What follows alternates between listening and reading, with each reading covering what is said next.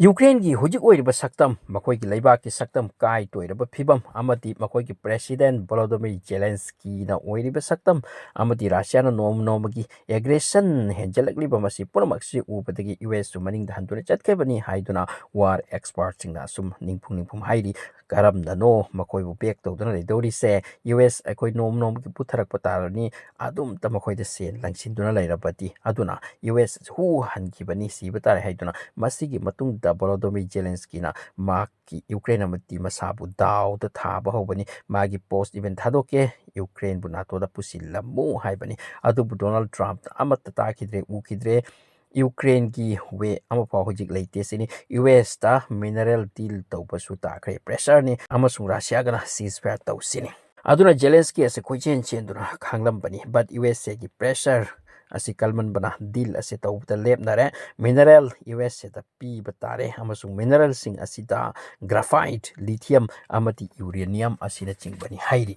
हौजिक यामनमक लूरिबा वादी यूएस की वाता यूक्रेन यारबसु रशिया की मांगदा सरेंडर तौबदी तौनिंगद्रे हाइरी जेलेंस्कीना अदु अरबदी हौजिक वार से करमना तौगनी मसिगी रिप्लाई दा असुमना वार एक्सपर्ट सिंग हाइरिबदी यूरोपियन यूनियन ना हेल्प तौदुना यूक्रेन वार सोकना लेबकी मोंगदा लैसिनी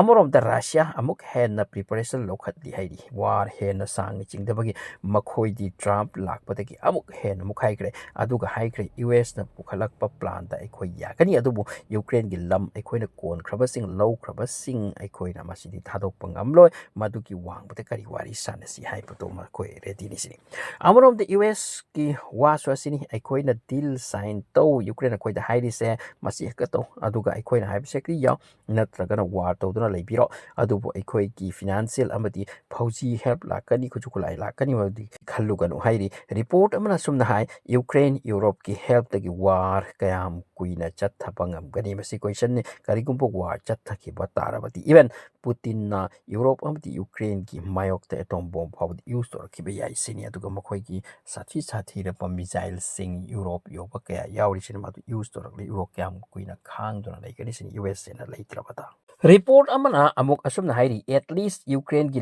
लॉस तो वैगनी वार करिगुम्बा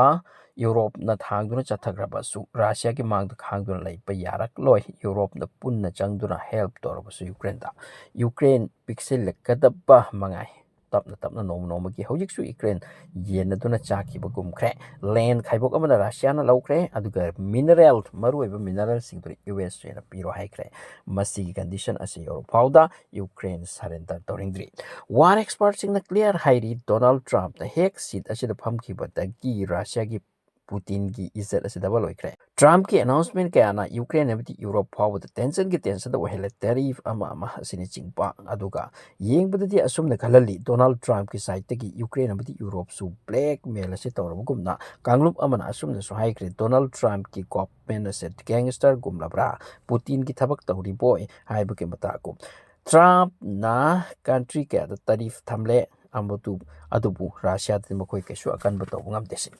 मरम असिना फ्रांस ब्रिटेन जर्मनी अमदी यूरोप की कंट्री कुथ्रा निफुना ट्रम्प यूक्रेन अमदी यूरोप की ओइना बेरानी हाइख्रे मरमदी यूएस ना सुपर पावर नि हाइरका रशिया दना कैसु प्रेशर पीबा ngamdapa मसिना यूक्रेन अमदी यूरोप द तौनिंग तौरो हाइबे खुदोंग चाव पीरा पोए हाइदरा ट्रम्प द सिल पोए हाइदरा मखोय amna नोंनांग नरे हौजिक यूएस ना ngamuगुमने यूक्रेन की खुद तगी नाथोखिबा सिदगी यूक्रेन की मफम फुम खुदिंग यामना फजना अमति लाइना रशिया ने अटैक तौरे अमसुंग हुजिकसु अटैक चथरी वारदी हुजिक चथरी वार लेप लेते मरमदी वार लेप की मतंग द सील साइन कैसु तौनद्री अदुना फिबम सिंग असि उरगा लाटविया की प्राइस प्रेसिडेंट तंगरांग हाई की पुतिन यूएसए का पीस की वारी सानबगी नमगाता यूएसए बु तपना तपना कोनसिन पामदी सोन तपा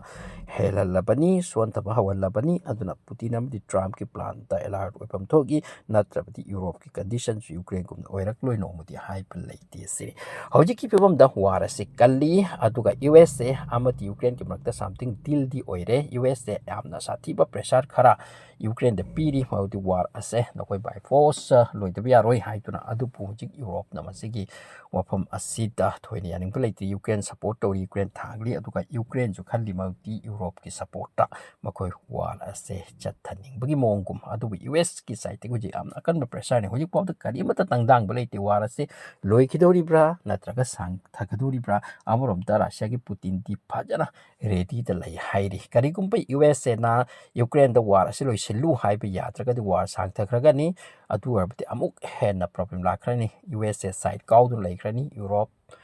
+ ꯌꯨꯀ꯭ꯔꯦꯟ ꯑꯦꯒꯦꯟꯁ ꯔꯁꯤꯌꯥ ꯁꯣꯛꯅꯔꯛꯄ ꯌꯥꯏ ꯃꯗꯨꯕꯨ ꯑꯣꯏꯅꯤꯔ ꯑꯣꯏꯔꯣꯏꯔ ꯈꯪꯗꯦ USA ꯌꯥꯝ ꯀꯟꯅ ꯃꯁꯤꯒꯤ ꯄꯤꯁ ꯑꯁꯤ ꯇꯧꯅꯕꯗꯤ ꯂꯥꯛꯅꯔꯤ ꯍꯥꯏ